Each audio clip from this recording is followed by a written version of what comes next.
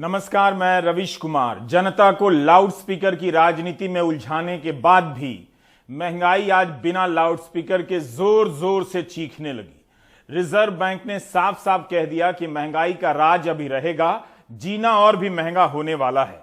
लेकिन आप बिल्कुल चिंता ना करें, एक दिन बयान आ जाएगा कि महंगाई कभी नहीं थी, ऑक्सीजन की कमी ना तब थी ना अब है। रिजर्व बैंक ने महंगाई से लड़ने का ऐलान कर दिया है, लेकिन हमारा सिस्टम किससे लड़ रहा है उसे ठीक से देखिए। क्या आप तिलकधारी सरोज को जानते हैं? ऐसे तो तिलकधारी सरोज कहीं भी हो सकते हैं, किसी भी राज्य में और किसी के भीतर भी हो सकते हैं। फिलहाल ये यूपी के ललितपुर जिले के एक थाने के थाना प्रभारी थे। तिलकधारी सरोज पर कथित रूप से एक नाबालिग के साथ बलात्कार का आरोप लगा है। ललितपुर के एसपी निखिल पाठक ने दारोगा तिलकधारी सरोज के खिलाफ बलात्कार का मामला दर्ज किया है, निलंबित कर दिया है। यह मामला केवल अपराध का नहीं है, बल्कि हमारे समाज में मर्दों के मर्द बनने की प्रक्रिया का है। अपने आसपास के मर्दों को देखिए तो अलग अलग कारणों से ताकत का झंडा उठाए वे घूमते नजर आएंगे। आपको पता ही नहीं चलेगा कि ताकत और अहंकार से लैस मर्दों का यह समाज भीतर से कैसे बदल रहा है, बदल चुका है। क्या पुलिस की वर्दी में तिलकधारी सरोज के भीतर मर्द होने का कोई अतिरिक्त भाव छिपा होगा? इस तस्वीर में तिलकधारी सरोज कमजोर से लगते हैं, लेकिन कमजोरी को देखने का यह सामाजिक नजरिया भी किसी के भीतर हताशा का भाव भर सकता है और वह इस ताकत को जहर में बदल सकता है। मर्द अपने को किस तरह कमजोर मानता है और समाज उसे किस तरह से कमजोर देखता है, इन दोनों का बड़ा रोल होता है किसी को लड़का से मर्द बनाने में। ऊपर से भारत जैसे विश्व गुरु टाइप देश में पुलिस के रोज के काम और उस काम में ताकत के इस्तेमाल को भी देखिए। जिस तरह से पुलिस रूटीन के तौर पर थाने में टॉर्चर करती है, फर्जी एनकाउंटर करती है, फर्जी केस में किसी को फंसा देती है, रास्ते से वसूली करती है, यह सब काम पुलिस वालों को अलग से मर्द बना रहा होता है। अगर इस नजर से देखेंगे तो वर्दी का यह अपराध समझ आएगा, तब आप तिलकधारी सरोज को केवल बलात्कार के मामले में एक आरोपी की तरह नहीं देखेंगे। अभी आपने चेन्नई के एक थाने में ऑटो चालक के मार देने की घटना सुनी होगी। कुछ साल पहले तमिलनाडु में मामूली कहा सुनी पर थानेदार दुकानदार और उसके बेटे को उठाकर ले गया और सारी रात इतना मारता रहा कि पिता की मौत हो गई। जो पुलिस सत्ता के इशारे पर फर्जी एनकाउंटर कर सकती है, वही पुलिस किसी को थाने में पीट कर मार सकती है। सत्ता के भीतर कई विभागों में इस तरह के कई प्रकार के मर्द हैं। केवल पुलिस ऐसी है जरूरी नहीं है। ये वही मर्द हैं जिनके भीतर स्त्री और कमजोर नागरिक को देखने की खास नजर होती है, जो उसे बलात्कारी से लेकर दरिंदा तक बनाता रहता है, जो गोरखपुर के एक होटल में ठहरे मनीष गुप्ता को इतना मारता है कि उनकी जान चली जाती है। पिछले साल मार्च में राजस्थान के अलवर में एक थानेदार को 26 साल की महिला के साथ बलात्कार के आरोप में निलंबित किया गया। देश के तमाम राज्यों से पुलिस की इस दरिंदगी के किस्से आपको सुनने को मिलेंगे और भी कई दूसरे संदर्भों में, आप जानते भी हैं। इस देश में पुलिस सुधार की बात करने वाले दुकान चलाने लगे और सत्ता से अपनी सेटिंग कर गए। पुलिस सुधार के नाम पर नई वर्दी और नई गाड़ी तो आ गई, वो भी सब जगह नहीं, मगर नई पुलिस नहीं बन सकी। जब तक आप विश्वगुरु टाइप के समाजों के मर्दों की टाइप को नहीं समझेंगे, तिलकधारी सरोज को नहीं समझ सकते। हम जानते हैं कि पुलिस में अच्छे लोग हैं और सारी पुलिस एक जैसी नहीं होती, लेकिन देखना चाहिए कि पुलिस में आते ही कुछ लोग ऐसे कैसे बन जाते हैं कि उनकी वजह से आम जनता पुलिस का नाम सुनते ही कांपने लगती है। हम उस समाज और सरकार की भी बात कर रहे हैं जिसकी फैक्ट्री में ऐसे मर्द तैयार होते हैं और पुलिस तैयार होती है। दिल्ली में निर्भया केस के समय जस्टिस वर्मा कमेटी ने कई सुझाव दिए। अपनी रिपोर्ट में कहा कि पुलिस थानों में भी यौन हिंसा के कई अपराध होते हैं। सभी थाने और पुलिस की गाड़ी में सीसीटीवी कैमरा लगा दिया जाना चाहिए। यह हाल है पुलिस का, विश्वगुरु की पुलिस का। उसे कैमरे की नजर में रखना पड़ रहा है। क्या सभी पीसीआर वैन और थाने में सीसीटीवी कैमरे लगाए गए? जनता पर नजर रखने के लिए गली गली में लगा दिए गए, थानों में नहीं। 23 जनवरी 2013 को जस्टिस वर्मा कमेटी ने अपनी रिपोर्ट सौंपी। 9 साल हो गए। जस्टिस वर्मा कमेटी ने तो यहां तक लिखा कि जिस जगह पर पूछताछ होती है वहां भी सीसीटीवी कैमरा हो, ताकि पुलिस के अधिकारी कानून के दायरे में पूछताछ कर सकें, ताकि पुलिस जो यौन हिंसा की शिकायत दर्ज करने आए उन्हें डराए धमकाए नहीं। तिलकधारी सरोज से पहले चंदन, राजभर, हरिशंकर और महेंद्र चौरसिया ने उस किशोरी के साथ कथित रूप से बलात्कार किया। इन चारों का भी विश्लेषण उसी तरह होना चाहिए जिस तरह तिलकधारी सरोज का हमने किया। जानना चाहिए कि चंदन, राजभर, हरिशंकर और महेंद्र चौरसिया के बचपन से लेकर लड़कपन और मर्द बनने की यात्रा कैसी रही, ये लोग क्या क्या करते रहे, क्या क्या देखते रहे, ये सब जानना चाहिए। इनकी गिरफ्तारी की तस्वीरों से आप बहुत कुछ नहीं जान पाते हैं। ये पाली थाने का थानाध्यक्ष है, जिस पर आरोप है कि इसने रेप की शिकायत कराने आई 13 साल की लड़की को अपने कमरे में ले जाकर उसे अपनी हवस का शिकार बनाया। इस संबंध में जो विवेचक हैं वो क्षेत्राधिकारी स्तर के अधिकारी हैं, उनके द्वारा विवेचना की जा रही है। साक्ष्य संकलन, पीड़िता के बयान और जो वहाँ पे एविडेंसेस मिलेंगे उसके आधार पर निष्पक्ष कार्रवाई करने के निर्देश यहाँ से मिले हैं। घटना सामने आते ही थाना अध्यक्ष को निलंबित कर दिया गया है और पूरे थाने को लापरवाही बरतने के चलते सस्पेंड कर दिया गया है।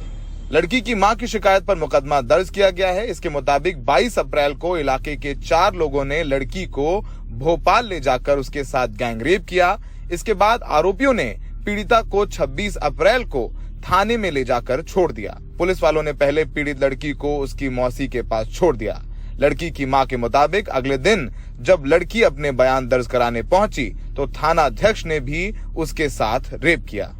ललितपुर पुलिस का कहना है कि उन्होंने आरोपी थाना अध्यक्ष पर रेप और पॉक्सो एक्ट जैसी संगीन धाराएं लगाई हैं। थाना इंचार्ज को तत्काल प्रभाव से सस्पेंड कर दिया गया है। एक एनजीओ चाइल्ड लाइन द्वारा जो है बच्ची को लाया गया था। बच्ची ने उनको पूछताछ की थी तो बच्ची ने अपनी सारी इस तरह की बातें बताई थी कि इस तरह की घटना घटी थी। चाइल्ड लाइन के जो एनजीओ के लोग थे वही उस बच्ची को यहाँ लाए थे। उन्होंने पूरी बात जो है उनको बताई और हमारे संज्ञान बताने के बाद उस पर तत्काल कार्रवाई की गई थी। इस मामले में राजनीति भी तेज हो गई है। कांग्रेस महासचिव प्रियंका गांधी ने योगी सरकार पर ट्वीट कर हमला बोला तो सपा अध्यक्ष अखिलेश यादव पीड़ित परिवार से मिलने के लिए खुद ललितपुर पहुंच गए। उसकी मां न्याय चाहती है, मां सुरक्षा चाहती है और सुरक्षा हो, उसकी न्याय मिले, यही है। और जिस जगह वो न्याय मांगने गई वहीं ये घटना हो गई हो और अगर उत्तर प्रदेश की पुलिस ये करने लगेगी, और पुलिस की पहली घटना नहीं है, चंदौली आपके सामने है, गोरखपुर में एक व्यापारी के साथ घटना हुई वो आपके सामने है, हाथरस की घटना आपके सामने है। आखिरकार पुलिस को क्या हो गया? और ये सब बीजेपी की सरकार जिम्मेदार है इसके लिए। अब देखना है कि इस मामले में पुलिस कितनी तेजी और सख्ती से कार्रवाई करती है। लखनऊ में सहयोगी आलोक पांडे के साथ Saurabh Shukla, NDTV India. UP police गंभीर हो गई है इस मामले में। इसकी जांच डीआईजी को सौंपी गई है और 24 घंटे के भीतर रिपोर्ट देने के लिए कहा गया है। गनीमत है कि चाइल्ड लाइन में बच्ची की काउंसलिंग हुई, वरना वो इस बात को कभी कह नहीं पाती। 15 मार्च 2022 को केंद्र सरकार ने लोकसभा में बताया कि राष्ट्रीय मानवाधिकार आयोग से मिली सूचना के अनुसार 1 अप्रैल 2021 से लेकर 8 मार्च 2022 तक पुलिस की हिरासत में बलात्कार की एक भी घटना दर्ज नहीं हुई है। यह खबर दिसंबर 2020 की है। नवभारत टाइम्स की इस खबर के अनुसार यूपी के शाहजहांपुर में गैंग रेप की शिकायत दर्ज कराने थाने गई एक महिला से दारोगा ने कथित रूप से रेप किया। मामले की जांच हो रही है। दूसरी खबर 26 अप्रैल 2022 की है। यूपी के जालौन में दारोगा ने बरेली की एक महिला के साथ कथित रूप से बलात्कार किया। 18 अक्टूबर 2021 की यह खबर है कि मेरठ के हस्तिनापुर में एक दारोगा पर कथित रूप से बलात्कार के आरोप लगे। इन मामलों में ताजा जानकारी हमारे पास नहीं है। हाल ही में इलाहाबाद हाईकोर्ट ने एक केस के सिलसिले में टिप्पणी की कि पुलिस को रक्षक होना चाहिए, लेकिन वह भक्षक बनती जा रही है। पुलिस के कारण सामान्य से सामान्य लोगों का भरोसा कम होता जाता है। इसका नुकसान पुलिस के भीतर अच्छे लोगों को भी उठाना पड़ता है, क्योंकि वे भी उसी चश्मे से देखे जाते हैं। 2018 में सीएसडीएस ने पुलिस को लेकर कई राज्यों में एक सर्वे किया और 220 पन्नों की एक लंबी रिपोर्ट छापी। 16% लोगों ने कहा कि पुलिस फर्जी मामलों में फंसा देती है। 27% लोगों ने कहा कि शायद फर्जी मामलों में फंसाती है। 55% ने कहा कि पुलिस भ्रष्ट है और ठीक से काम नहीं करती। इस सर्वे में देखा गया कि जो जितना गरीब है पुलिस के प्रति उतना ही ज्यादा नकारात्मक नजरिया रखता है। आप सड़क पर रेहड़ी पटरी और दुकानदारों से पूछिए कि वे पुलिस को कितना हफ्ता देते हैं। बिजनेसमैन से भी पूछिए। हफ्ते का चलन इतना नॉर्मल हो चुका है कि अब कोई बोलता नहीं, हिम्मत नहीं। फिर आप विदेशों में रहने वाले एनआरआई अंकिलों को व्हाट्सएप पर वीडियो कॉल कीजिए। अभी उनसे पूछिए कि जिन देशों में वे रहते हैं वहां कभी ऐसा देखा है।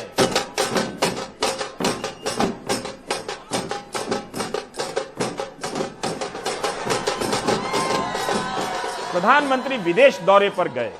वहां जुटे एनआरआई भारतीयों के चेहरे की मुस्कान का संबंध उन देशों की वास्तविकता से है या भारत में कुछ ऐसा कमाल हो गया है जिससे वे आंखें फाड़कर देख रहे हैं और गदगद हैं। अगर भारत में स्वर्ण युग का पदार्पण हो गया है तब ये सारे लोग बेडिंग बांधकर लौट क्यों नहीं आते?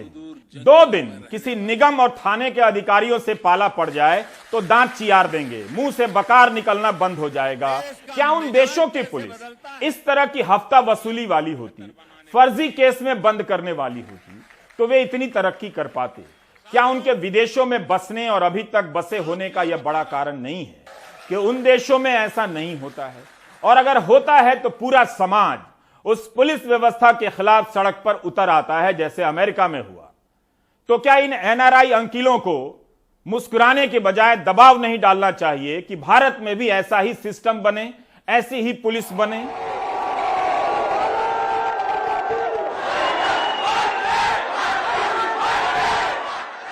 दिल्ली में निगम चुनाव होने हैं। अतिक्रमण हटाने की आड़ में एक खास किस्म की राजनीति की पृष्ठभूमि तैयार की जा रही है ताकि गोदी मीडिया को और व्हाट्सएप यूनिवर्सिटी को डिबेट का सामान मिल जाए और गरीब का सामान उजड़ जाए। अशरफ, देखिए अशरफ के हाथ कांप रहे हैं इस वक्त। आप देखिए अशरफ के हाथ कांप रहे हैं। हमारे सहयोगी सौरभ ने बताया कि कागज दिखाते ही अशरफ के हाथ कांपने लगे। अशरफ ने कहा कि जब वह पैदा भी नहीं हुआ उसके पहले से उसके पिता यहां दुकान लगा रहे। इन लोगों को सामान हटाने तक का वक्त नहीं दिया गया, इनका कहना है। हम अपने भीतर इतनी क्रूरता भर चुके हैं, इतनी क्रूरता भर चुके हैं कि इस तरह की क्रूरताओं को कानून का लागू होना समझने लगे हैं। मौसम्बी वाले पर किसी का दिल नहीं पसीजेगा। व्हाट्सएप पर वीडियो कॉल कीजिए, एनआरआई अंकिलों से पूछिए कि उन्होंने क्या कभी इस तरह से किसी अमीर या मिडिल क्लास को निगम के सामने असहाय गिड़गिड़ाते देखा है?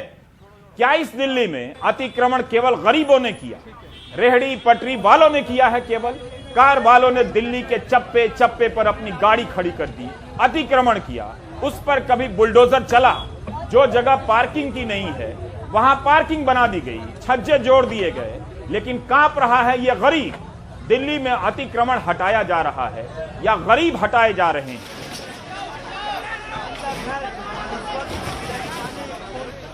कानून का मसला इतना आसान नहीं होता। इन दिनों अगर आप विपक्ष में हैं, सरकार से सवाल करने वाले पत्रकार हैं और गरीब हैं तो आपके खिलाफ कानून बहुत अच्छा काम करता दिखेगा। क्या दक्षिण दिल्ली के जसोला में अतिक्रमण हटाने का जो अभियान चला है उसकी आड़ में किसी और जगह अतिक्रमण की तैयारी हो रही है? 22 साल का अशरफ और उसका भाई अपनी जूस की दुकान पर बुलडोजर चलने के बाद बचे हुए फलों को बटोर रहे हैं। दक्षिणी दिल्ली के संगम विहार इलाके में अशरफ का परिवार पिछले 28 सालों से छोटी सी दुकान पर जूस बेच रहा था। अशरफ ने एमसीडी के अफसरों से मिन्नती की लेकिन पुकार अनसुनी रही। एमसीडी के बुलडोजर ने 2 मिनट में अशरफ की रोजी रोटी को ढहाकर मिट्टी में मिला दिया। अशरफ डर से कांपता रहा और बुलडोजर चलता रहा। आप देखिए अशरफ के हाथ कांप रहे हैं। अशरफ, घबरा रहे हो? जी सर, घबराएंगे तो है ही सर, इतना नुकसान हो रहा है सर, इतना सर नुकसान हुआ तो घबराएंगे तो है ही सर। मशीन वगैरह जो थी आपकी सब उठ गए सर, वो उधर गाड़ी में है सर। वो मशीन भी देखिए वो वहाँ पर है। और अशरफ, ये बताइए जब आपके पास ये पर्ची है तो ये कैसे हटा रहे हैं? ये देखिए इसमें लिखा पंजीकरण के लिए पावती रसीद। सर ये हमें दी गई थी, बोला था जब तक मतलब दूसरी जगह नहीं देंगे, ये खुद ही देंगे, मतलब तब तक यहीं पे लगाओ आप। यहाँ लगभग 7 से 8 रेडी वालों पर एमसीडी का बुलडोजर चला। दुकानदारों का कहना है कि एमसीडी वाले हर महीने घूस लेते हैं और अब लोकप्रियता के लिए बुलडोजर चला रहे हैं। हर महीने एमसीडी वाले पैसे लेके जाते हैं, बीट वाले पैसे लेके जाते हैं, एनक्रोचमेंट ये लोग खुद करवाते हैं, ठीक है। और रही बात बीजेपी की, जो अभी ये चेयरमैन साहब यहाँ बोल रहे हैं कि बीजेपी का नारा है कि हर किसी को रोजगार देना है, तो मैं आप सबको बता दूं बीजेपी का एक ही नारा है, अब की बार मोदी सरकार और हर गरीब आदमी बेरोजगार। कब से लगा रहे थे आप यहाँ पर? अरे हमारी तो बहुत सालें हो गई, कम से कम 20-25 भी हो गई होंगी। 20-25 साल से यहाँ पर हैं आप, फिर कभी हटाए नहीं गए? नहीं हटाए नहीं गए, ऐसे आए तो हम भर ले गए, फिर हम अपना छुटा लाए, फिर मौके पर एमसीडी के सेंट्रल जोन के चेयरमैन राजपाल सिंह भी मौजूद थे, जिनसे हमने पूछा कि ये बुलडोजर गरीबों पर ही क्यों चलते हैं, तो उनका जवाब सुनिए। दिल्ली शहर में या दक्षिणी दिल्ली में भी बहुत सारे अमीरों की बस्तियां हैं जहां पर पार्किंग के नाम पर शेड निकाल लिए जाते हैं, बड़े रसूखदार लोग रहते हैं, वहां पर आपके बुलडोजर क्यों नहीं चलते हैं? अब आपने ये वहां पर दबाव आ जाता है? हमने दिखे तो दिखा रहे हैं हम, आप यहाँ पर हैं, बहुत अच्छी बात है आप यहाँ पर हैं, लेकिन वहां कब जाएंगे आपके बुलडोजर? सैनिक फार्म हो गए या अमीरों की बस्तियां हैं। आपको जो रोड मैप लाजपत नगर चले जाइए, बहुत जगह है। आपको जो रोड मैप दिया है वो ईस्ट ऑफ कैलाश का भी दिया है। हाँ। आपको जो रोड मैप दिया उसमें जसोला भी दिया है, उसका न्यू फ्रेंड्स कॉलोनी भी दिया है। ऐसा नहीं है कि पिक एंड चूज की पॉलिटिक्स कर रहे हैं हम लोग लोगों को सेवा और सुविधा दोनों देना चाहते हैं। तो ये जिनकी रेडियां हटाई गई उनके लिए क्या करेंगे? उनके लिए ऑलरेडी टाइम वेंडिंग कमेटी में जो लोग इन्वॉल्व हैं उनके साथ तो इंसाफ करना ही करना है।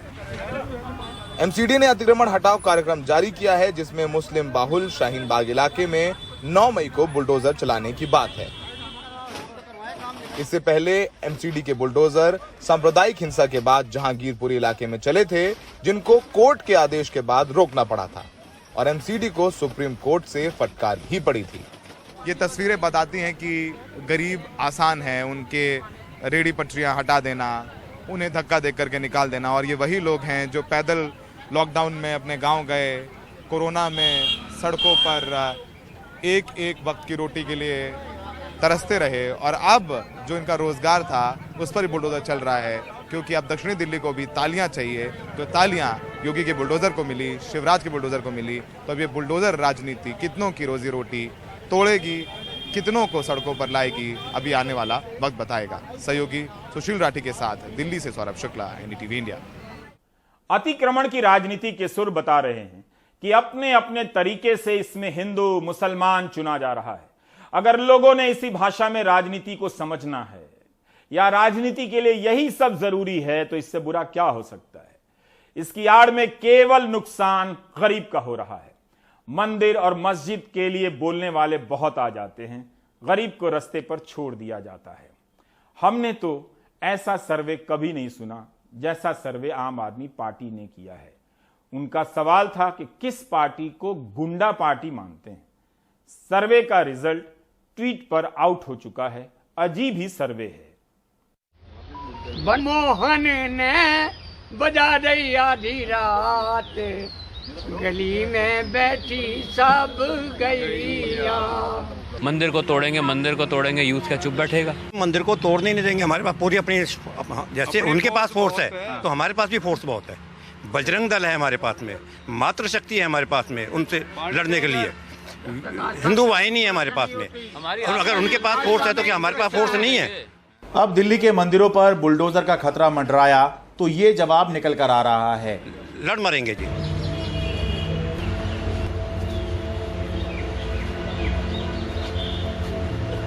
नई दिल्ली के सरोजनी नगर के पिलंजी गांव में बने प्राचीन शिव शक्ति हनुमान मंदिर को केंद्र सरकार के आवास और शहरी कार्य मंत्रालय का नोटिस आ गया है कि धार्मिक ढांचे के नाम पर जो गैर कानूनी निर्माण किया है उसको 7 दिन के भीतर खाली करो, वरना जबरन खाली करवाएंगे और पुलिस की मदद से तुड़वाएंगे।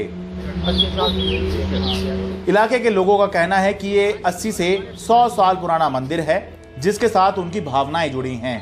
आप ये कह रहे कम से कम मंदिर को 80 से 100 साल तो मंदिर को भी हो गए हैं। देखो जी, बिल्कुल हो गए हैं। और ये नोटिस आ गया है कि अब ये अवैध बता रहे हैं, खाली कर दीजिए इसको। ये गलत बात है। वो तो किस किस को गलत बताएंगे, वो तो हमको भी गलत बताएंगे। हमको कहेंगे कि ये हिंदुस्तान के है ही नहीं। वो कह रहे हैं अवैध कंस्ट्रक्शन है। आप हाँ जी, अवैध कंस्ट्रक्शन कह रहे हैं इसको। कोई अवैध कंस्ट्रक्शन नहीं है। 100 साल तक पुराना है, अच्छा, ये बीना नगर मेरा आगे बना, सारी D1 मेरा आगे बनी है, चौनकपुरी मेरा आगे बनी है। मुझे यहाँ आते हुए 25 से 30 साल हो चुके हैं। अच्छा। जो मेरे सामने देखता आ रहा हूँ। मेरे बच्चे यहाँ आते हैं, मंदिर को तोड़ेंगे, यूथ क्या चुप बैठेगा। खास बात यह है कि इस मंदिर को विश्व हिंदू परिषद संचालित करता है। मैं विश्व हिंदू परिषद से लाजपत जिला अध्यक्ष था। अच्छा। और प्रेजेंट में मैं लाजपत जिला संरक्षक हूँ। और अच्छा। मंदिर प्रधान हूँ मैं।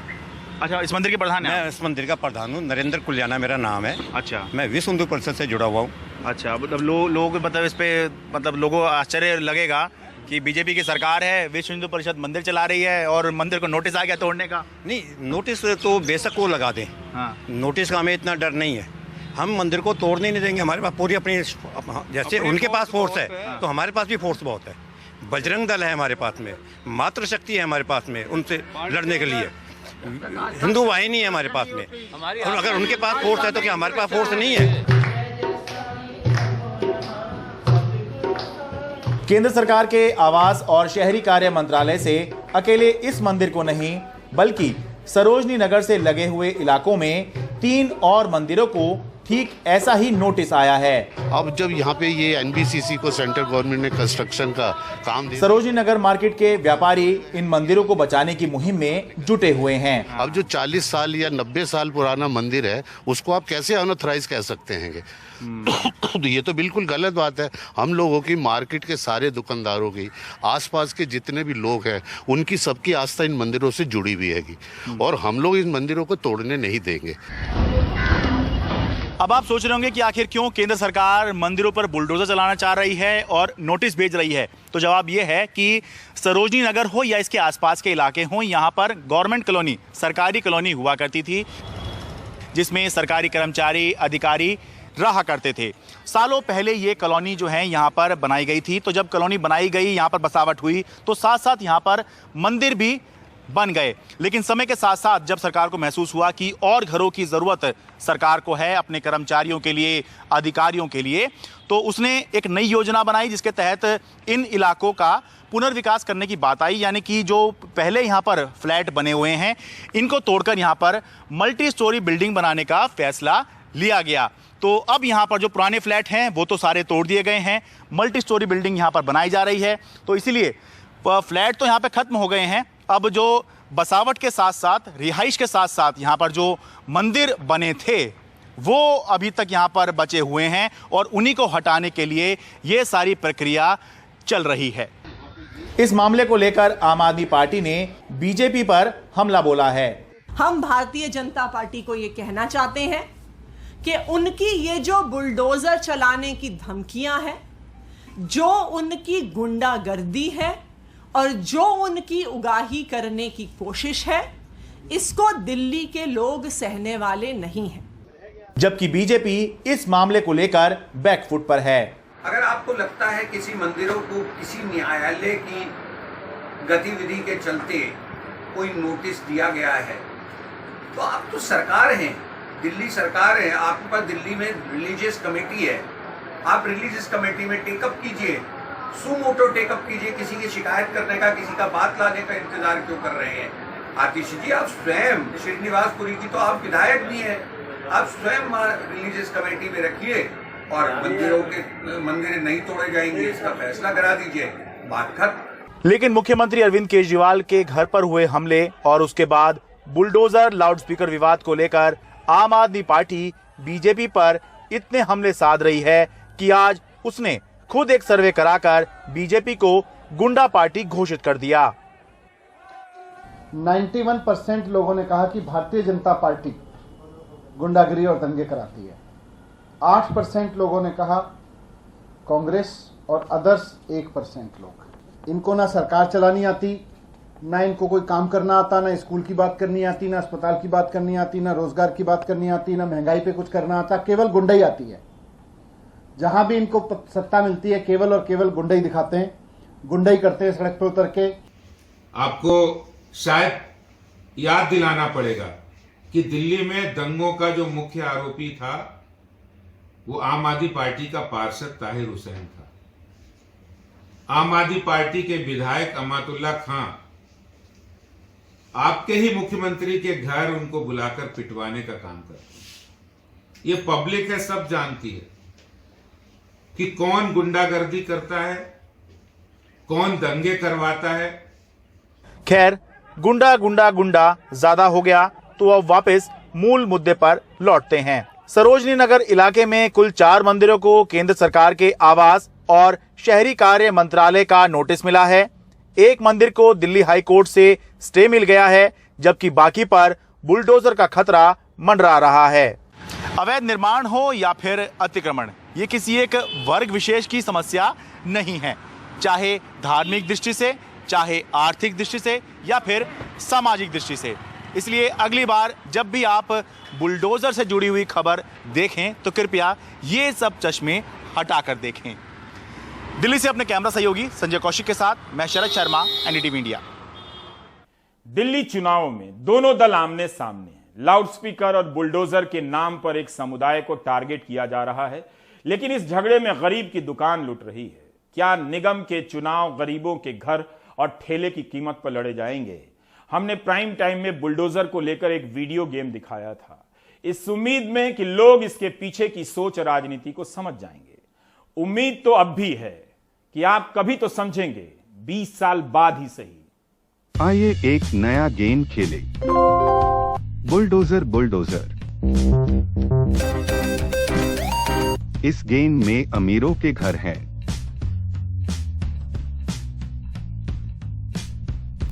गरीबों के घर हैं और बुलडोजर बाबा है।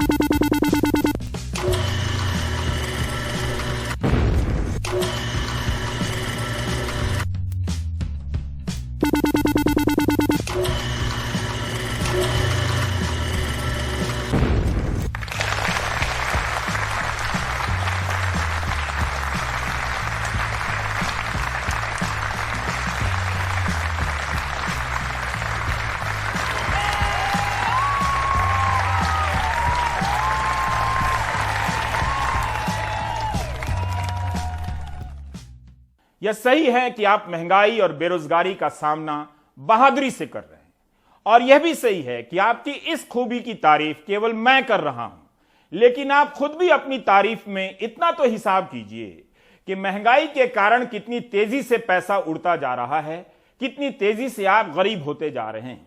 मिडिल क्लास दबाव में है, लेकिन उसे हिंदू मुस्लिम टॉपिक के तनाव में उलझाया जा रहा है। अब तो आज रिजर्व बैंक ने भी साफ साफ कह दिया, महंगाई का राज जल्दी जाने वाला नहीं है। कितने दिन लाउडस्पीकर के नाम पर महंगाई के मसले से बचते रहिएगा। जैसे ही घोषणा हुई कि रिजर्व बैंक के गवर्नर की प्रेस कॉन्फ्रेंस होने वाली है, झूमता हुआ बाजार ढिमलाने लगा। सेंसेक्स 1000 अंकों से ज्यादा गिरा और 56,000 के नीचे बंद हुआ। सेंसेक्स और निफ्टी में 2.29% की गिरावट दर्ज की गई। 2018 में रिजर्व बैंक ने ब्याज दर में आपात कटौती कर दी, उसी तरह आज आपात वृद्धि कर दी गई। इससे ईएमआई आपकी महंगी होगी, चीजों के दाम बढ़ेंगे और जीवन स्तर महंगा होगा। लेकिन बिल्कुल ना घबराएं, महंगाई से जब भी तकलीफ हो, रिटायर्ड अंकिलों और हाउसिंग सोसाइटी के व्हाट्सएप ग्रुप में महंगाई के किसी भी सपोर्टर को तुरंत फोन लगाएं, आपको राहत मिलेगी। अमेरिका का फेडरल रिजर्व ब्याज दर बढ़ाने वाला है, इसलिए विदेशी निवेशक अमेरिका की तरफ भाग रहे हैं। लेकिन भारत के घरेलू निवेशक कहां भागे? बैंकों में बचत दर कम होने के कारण वे भागकर शेयर बाजार की तरफ पहुंचे, लाभ भी मिला, तो वहां से अनुभवी लोग कहीं और भागते हुए नजर आ रहे हैं। 2020 से लेकर अभी तक कई करोड़ नए डीमैट खाते खुल गए। शेयर बाजार में इस समय बड़ी संख्या में नए घरेलू निवेशक हैं। सोच समझकर पैसा लगाइए, बाजार से घबराने की जरूरत नहीं। उतार चढ़ाव चलता रहता है, लेकिन जानकारी सही होनी चाहिए। देखिए, सबसे पहले तो आरबीआई गवर्नर ने जो आज ऐलान किया उसमें एक कॉन्ट्रडिक्शन है। एक तरफ वो कह रहे हैं कि सप्लाई साइड बॉटलनेक है, एक तरफ कह रहे हैं दुनिया में बाजार में दाम बढ़ रहे हैं तो हमारे यहाँ भी दाम बढ़ेंगे। तो फिर इसका मतलब वो आरबीआई के कंट्रोल में नहीं है। क्योंकि जो दुनिया में दाम बढ़ रहे हैं तो आरबीआई उससे कंट्रोल नहीं कर सकता है, सप्लाई साइड बॉटलनेक है तो उसको आरबीआई कंट्रोल नहीं कर सकता। हमारे यहाँ गेहूं की फसल कम हो गई, हमारे यहाँ गेहूं के दाम बढ़ गए क्योंकि दुनिया में गेहूं के दाम बढ़ गए, इंटरनेशनल मार्केट में मेटल्स के दाम बढ़ गए तो यहाँ पे भी बढ़ जाएंगे। तो यानी कि जो आरबीआई ने अनाउंसमेंट किया है उसमें कॉन्ट्रडिक्शन ये है कि वो सोच रहे हैं कि हम इंटरेस्ट रेट बढ़ा देंगे तो उससे फिर जो है कुछ फर्क पड़ेगा, पर इंटरेस्ट रेट बढ़ाने से तो जैसे आपके अभी क्लिप में बताया कि जो लोगों की ईएमआई बढ़ जाएगी और उनकी आमदनी वैसे ही कम हो गई है क्योंकि जब अनएम्प्लॉयमेंट है, लोगों की जो मतलब परेशानी बढ़ी हुई है कि उनकी आमदनी कट गई, तो एक तरफ जो इन्फ्लेशन है, दूसरी तरफ उनके पास पैसा कम है, तो उससे हमारी डिमांड कम हो जाएगी और जब डिमांड कम होगी तो ग्रोथ रेट कम हो जाएगा। तो यानी कि ये जो बढ़ाया गया है उससे तो और भी परेशानी बढ़ जाएगी क्योंकि जब ईएमआई वगैरह जहाँ पे होता है वहाँ पे डिमांड कम होगी और बिजनेस से उसका कॉस्ट बढ़ जाएगा। तो इस समय मेरे ख्याल से अभी बढ़ाना नहीं चाहिए था, उनको कुछ और करना चाहिए था। जैसे कि उन्होंने लिक्विडिटी विड्रॉल के लिए सीआरआर बढ़ा दिया, वो लिक्विडिटी विड्रॉल के लिए कोई और ऐसी चीज करते। दूसरी बात यह कि जो पॉलिसी है वो फिस्कल पॉलिसी ज्यादा इसमें काम आएगी। यहाँ पे फिस्कल पॉलिसी का मतलब है कि आप इनडायरेक्ट टैक्स कम कर दीजिए। जैसे पेट्रोलियम पदार्थ हैं उन पे आप अभी इस समय 27-28 रुपए ले रहे हैं, उसको आप घटा के 10 रुपए कर देंगे तो 17 रुपए वो कम हो जाएगा। उससे फिर इन्फ्लेशन कम होगा तो लोगों की परेशानी कम होगी। बाकी और इनडायरेक्ट टैक्सेस हैं उनको घटाया जाए, लेकिन अभी सरकार सोच रही है कि जीएसटी काउंसिल में रेट बढ़ा दे। अगर रेट और बढ़ा दिए तो इन्फ्लेशन और तेज हो जाएगा और परेशानी होगी। और इस समय क्योंकि जो हमारा कॉर्पोरेट सेक्टर है उसका प्रॉफिट 24% बढ़ रहा है, आरबीआई कह रहा है, तो अगर 24% वहां बढ़ रहा है तो वहां से आप टैक्स इकट्ठा कर सकते हैं और उससे इनडायरेक्ट टैक्स कम कर सकते हैं। दूसरी बात ये कि जो गरीब आदमी है उसके हाथ में पैसा देना बहुत जरूरी है। तो ये सारे फिस्कल पॉलिसी मेजर्स हैं, तो हमें फिस्कल पॉलिसी मेजर्स पे ज्यादा ध्यान देना चाहिए इस समय। और मॉनेटरी पॉलिसी बहुत ही लिमिटेड इस समय अचीव कर पाएगी क्योंकि सप्लाई साइड बॉटलनेक है वो उसके हाथ में नहीं है। आगे आने वाले परेशानी और बढ़ेगी क्योंकि इस समय दुनिया में 2 ब्लॉक बन गए हैं। एक तरफ जो रूस और चीन का ब्लॉक बन रहा है, एक तरफ जो बाकी जो एडवांस कंट्रीज का ब्लॉक बन रहा है। उसके बीच में जो तनाव है उससे सप्लाई साइड बॉटलनेक और बढ़ेंगे क्योंकि जो ट्रेड है वो जो डिस्टर्ब होगा, उसी तरह इनकम है वो डिस्टर्ब होगी। तो अभी सरकार को इस समय कोशिश करके आम आदमी को राहत पहुंचाने के लिए, जैसे मैंने कहा, डायरेक्ट टैक्स पे डिपेंड करना चाहिए, इनडायरेक्ट टैक्सेस को कम कर देना चाहिए। एक तो ये है, दूसरा रोजगार जब पहुंचाना चाहिए सबके हाथ में जिससे कि उससे आमदनी बढ़े। तो ये कदम ज्यादा जरूरी है बनिस्पत इसके कि सरकार अपनी जैसे सप्लाई साइड नीति है कि हम कॉर्पोरेट टैक्स को काट दिया या इनकम टैक्स को काट दिया, या जैसे आरबीआई है वो इंटरेस्ट रेट बढ़ाने की बात कर रहा है, इन सब चीजों से अभी फायदा नहीं होने वाला है। तो जो जनता के हित में नीतियां हैं उनकी तरफ अगर सरकार जो चलेगी तो जनता को भी फायदा मिलेगा। अभी तो जो पॉलिसीज चलाई जा रही है वो तो जनता के फायदे की बिल्कुल नहीं है। संकट तो है लेकिन कोई बात नहीं, इस संकट को दूर करने के लिए देश में मुद्दों की कभी कोई कमी नहीं होने दी जाएगी। किसने सोचा था कि यह देश 1 महीना बुलडोजर और लाउडस्पीकर पर डिबेट करेगा। गोदी मीडिया आपकी काफी चिंता करता है, आपके बौद्धिक स्तर को अच्छे से समझता है, इसलिए आप महंगाई और बेरोजगारी की चिंता बिल्कुल मत कीजिए। कोई ना कोई नया टॉपिक आ रहा होगा। फिलहाल ब्रेक ले लीजिए।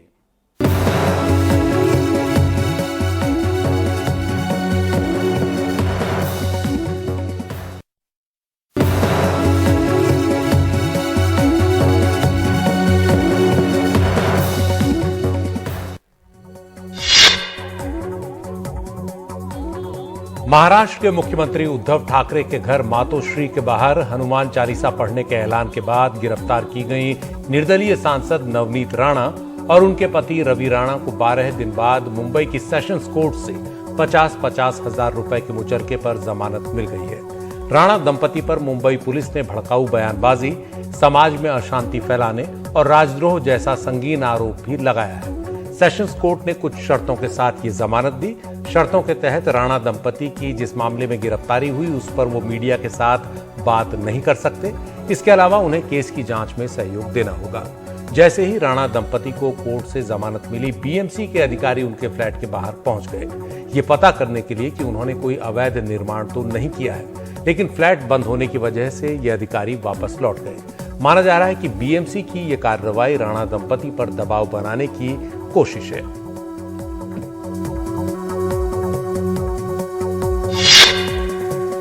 राजस्थान के जोधपुर के जालौरी गेट इलाके में ईद के मौके पर हुए तनाव के बाद से कर्फ्यू जारी है और इंटरनेट सेवाएं बंद हैं। ईद से पहली रात और ईद की नमाज के फौरन बाद 5 जगहों पर हुई सांप्रदायिक झड़पों के सिलसिले में पुलिस ने 13 एफआईआर दर्ज की है। इस सिलसिले में 133 लोगों को शांति भंग करने के आरोप में गिरफ्तार किया गया है। पुलिस ने इलाके और आसपास के घरों में लगे सीसीटीवी कैमरों की फुटेज खंगालने के बाद ये कार्रवाई की। सीसीटीवी कैमरों में दिख रहा है कि एक भीड़ आती है जिसमें आगे डंडे लिए छोटे लड़के हैं, उनके पीछे से बड़े लोग भी आते हैं, घर के बाहर खड़े स्कूटर को तोड़ते हैं और फिर एक धार्मिक स्थल पर भी तोड़फोड़ की कोशिश करते हैं। इस दौरान वहां खड़े पुलिसकर्मी कुछ कर नहीं पाते। हिंसक झड़पों के बाद से ही इलाके में तनाव बना हुआ है। बीजेपी ने ईद के मौके पर इन सांप्रदायिक झड़पों को राजस्थान की गहलोत सरकार की नाकामी बताया है। इलाके में शांति व्यवस्था बनाए रखने के लिए हुई पीस कमेटी की बैठक में भी बीजेपी के नेता शामिल नहीं हुए। राजस्थान में 1 महीने के अंदर सांप्रदायिक माहौल बिगड़ने से जुड़ी ये तीसरी घटना है। यूरोप के 3 देशों के दौरे पर गए प्रधानमंत्री नरेंद्र मोदी ने दौरे के तीसरे और आखिरी दिन भारत और नॉर्डिक देशों के दूसरे शिखर सम्मेलन में हिस्सा लिया। इस सम्मेलन में भारतीय प्रधानमंत्री के अलावा डेनमार्क, आइसलैंड, नॉर्वे, स्वीडन और फिनलैंड के प्रधानमंत्रियों ने हिस्सा लिया। बैठक में सभी देशों के बीच आपसी सहयोग, कोरोना संकट के बाद आर्थिक सुधार, जलवायु परिवर्तन, इनोवेशन, डिजिटलाइजेशन और हरित विकास जैसे मुद्दों पर चर्चा की गई। प्रधानमंत्री मोदी ने इन देशों को भारत में निवेश, खासतौर पर सागरमाला प्रोजेक्ट में निवेश का न्योता दिया। बैठक में नॉर्डिक देशों के प्रधानमंत्रियों ने यूक्रेन पर रूस के हमले की कड़ी निंदा की। यूक्रेन पर हमले में निर्दोष नागरिकों की मौतों पर भी चिंता जताई गई। भारत ने इस मामले में अपना रुख स्पष्ट करते हुए तुरंत युद्ध खत्म करने और विवाद का शांतिपूर्ण हल तलाशने पर जोर दिया। प्रधानमंत्री मोदी अपनी यात्रा के आखिरी चरण में फ्रांस में हैं, जहां वो फ्रांस के राष्ट्रपति इमैनुअल मैक्रों से मुलाकात करेंगे। इस मुलाकात में भी यूक्रेन पर रूस के हमले का मुद्दा छाया रहेगा। खास बात यह है कि प्रधानमंत्री मोदी और राष्ट्रपति मैक्रों उन 2 बड़े विश्व नेताओं में से हैं जो रूस और यूक्रेन दोनों के संपर्क में हैं। मैक्रों के फिर से राष्ट्रपति चुनाव जीतने के बाद उनसे मुलाकात करने वाले मोदी पहले अंतर्राष्ट्रीय नेता हैं। कांग्रेस के वरिष्ठ नेता और वरिष्ठ वकील पी चिदंबरम को बुधवार को कलकत्ता हाईकोर्ट के सामने कांग्रेस की लीगल सेल के वकीलों का विरोध झेलना पड़ा। इन वकीलों ने चिदंबरम के खिलाफ नारे लगाए, काले गाउन दिखाए और उन्हें बंगाल में सत्तारूढ़ तृणमूल कांग्रेस का हमदर्द बताया। दरअसल पी चिदंबरम कलकत्ता हाईकोर्ट में मेट्रो डेयरी कंपनी की पैरवी के लिए आए हैं, जिसके खिलाफ कांग्रेस नेता अधीर रंजन चौधरी ने याचिका दी हुई है। ममता सरकार ने मेट्रो डेयरी के शेयर एक निजी कंपनी को बेच दिए हैं, जिसे अधीर रंजन चौधरी ने कलकत्ता हाईकोर्ट में चुनौती दी है। इसी आधार पर कांग्रेस लीगल सेल के वकीलों का कहना है कि चिदंबरम को इस कंपनी के लिए पैरवी नहीं करनी चाहिए, क्योंकि कांग्रेस नेता होते हुए ये उचित नहीं है। वकीलों ने चिदंबरम को पश्चिम बंगाल में कांग्रेस के खराब प्रदर्शन का भी जिम्मेदार ठहराया और आरोप लगाया कि वो कांग्रेस कार्यकर्ताओं के जज्बातों से खेल रहे हैं। भारतीय क्रिकेट कंट्रोल बोर्ड बीसीसीआई ने क्रिकेटर रिद्धिमान साहा को धमकाने के आरोप में वरिष्ठ पत्रकार बोरिया मजूमदार पर सख्त फैसला लिया है। इसके तहत बोरिया मजूमदार को 2 साल तक भारत में किसी भी घरेलू या अंतर्राष्ट्रीय क्रिकेट मैच को कवर करने के लिए प्रेस के सदस्य के तौर पर मान्यता नहीं दी जाएगी। 2 साल तक वो भारत में रजिस्टर्ड किसी भी खिलाड़ी का इंटरव्यू नहीं ले पाएंगे। उन पर 2 साल तक बीसीसीआई या उसकी सदस्य एसोसिएशनों की किसी सुविधा को लेने पर भी पाबंदी लगा दी गई है। बोरिया मजूमदार पर आरोप है कि उन्होंने इंटरव्यू न देने पर भारतीय टीम के विकेटकीपर रहे रिद्धिमान साहा को धमकाया था। रिद्धिमान साहा ने नाम न बताते हुए एक पत्रकार पर खुद को धमकाने का आरोप ट्विटर पर सार्वजनिक किया था। इसमें कहा गया था कि पत्रकार ने इंटरव्यू न देने पर उन्हें देख लेने की धमकी दी थी। इस मसले के सामने आने के बाद बीसीसीआई की 3 सदस्यों की एक कमेटी ने जांच में आरोपों को सही पाया।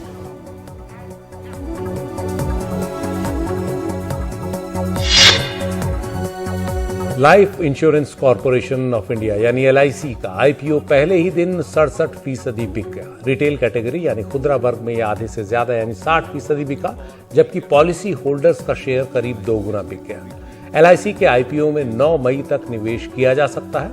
IPO से पहले ही LIC ने एंकर इन्वेस्टर्स के जरिए 5,627 करोड़ रुपए की उगाही कर ली है। LIC के शेयर स्टॉक एक्सचेंज में 17 मई को लिस्ट होंगे।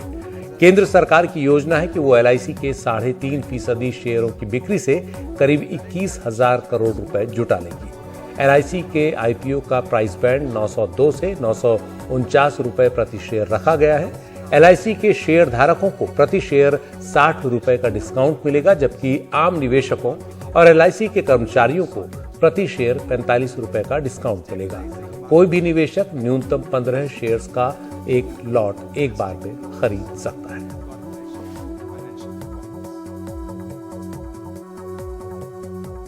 आप देख रहे थे प्राइम टाइम। नमस्कार।